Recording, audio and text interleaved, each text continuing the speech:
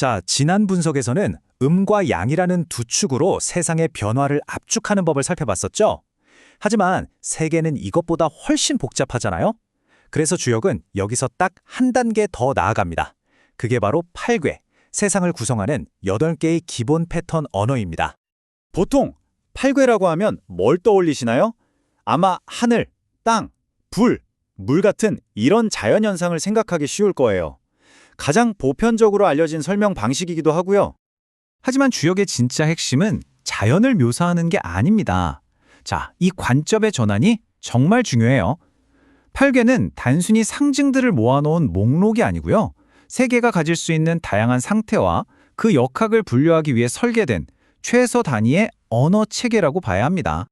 그럼 여기서 첫 번째 질문이 생기죠. 왜 하필 8개였을까요? 이 숫자 안에 숨어있는 아주 합리적인 설계를 한번 들여다보겠습니다. 8궤를 설계한 사람들은 어떤 신비주의가 아니라 분류의 효율성이라는 지극히 현실적인 문제에 집중했던 것 같습니다. 이 화면을 보시면 바로 이해가 되실 겁니다. 음과 양, 즉 둘로만 세상을 나누기엔 변수가 너무 많죠. 반대로 분류 단위를 16개 이상으로 늘리면 우리가 한 번에 인식하고 활용하기가 너무 어려워집니다. 그래서 핵심은 이겁니다. 숫자 8. 이건 인간이 직관적으로 구분할 수 있는 최소한의 복잡성을 가지면서도 세계의 주요 상태를 거의 빠짐없이 포괄할 수 있는 가장 효율적인 단위였던 거죠. 굉장히 합리적인 설계라고 할 수 있습니다. 이제 8궤를 이해하는 데 있어서 가장 중요한 개념적 전환을 해볼 시간입니다. 8궤는 고정된 사물이 아니라 계속해서 변하는 조건이나 상태를 기술한다는 점, 이게 핵심입니다. 이 예시가 그 차이를 명확하게 보여주는데요.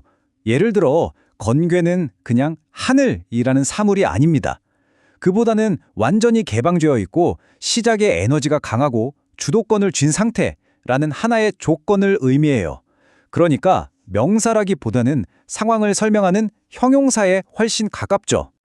자, 그럼 이 8가지 패턴을 비즈니스나 프로젝트 또는 우리 삶에 적용할 수 있는 현대적인 어휘로 하나씩 번역해 보겠습니다. 첫 번째, 건입니다. 이건 리더십이 발휘되고 무언가를 주도적으로 시작하면서 강력한 추진력이 발생하는 상태를 말해요.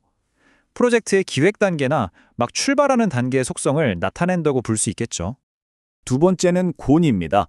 이건 무언가를 수용하고 지지하면서 안정적인 기반을 형성하는 상태예요. 계획을 실제로 실행하고 시스템을 유지, 보수하는 단계의 조건이라고 이해하시면 됩니다. 세 번째, 진입니다. 이건 정체된 상황에 어떤 충격이나 자극이 가해져서 첫 움직임이 시작되는 상태를 말합니다. 변화를 알리는 최초의 신호탄 혹은 동력과도 같죠.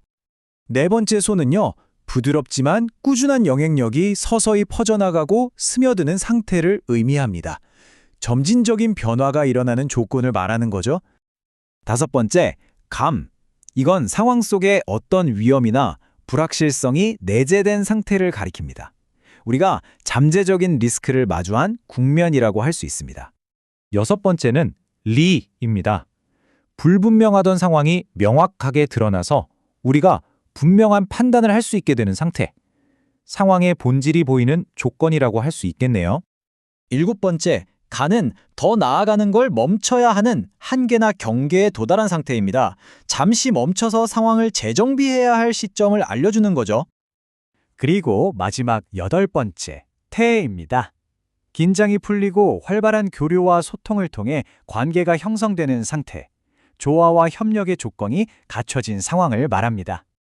자, 이렇게 8가지 패턴을 쭉 보니까 뭔가 떠오르는 게 있지 않으신가요?